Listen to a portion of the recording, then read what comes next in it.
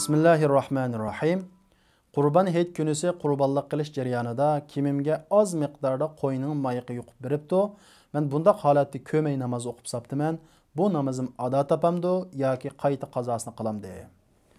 Endi qo'y, kala va shunga o'xshagan go'shtni yegili bo'ladigan, ya'ni halol hayvonlarning tezaklari, mayoqlari va kichik tahoratlari yenik nijosat qatoriga kiradi. Ya'ni yenik paskana deb ataladi. Yenik paskana o'zi qanday bo'ldi deganda, agar kimimizga namoz o'qiydigan yerimizga yoki badanimizga yuqib bergan bo'lsa, bunda holatda ko'may namoz o'qigan bo'lsak, agar yuqib bergan o'rin badanimizning, kimimizning yoki namoz o'qiydigan yerimizning, ya'ni joy namozning 4ning biriga yetmagan bo'lsa, bu kechirim qilinadi. Qayta o'qish kerak emas. Ammo 4ning biri yoki uningdan eshib ketgan bo'lsa, bu namoz ado topmaydi, uni qayta o'qish kerak. Ammo namoz o'qishni ilgari ko'rgan bo'lsak, garchi oz bo'lsa-mu, uni yuyib o'qish kerak.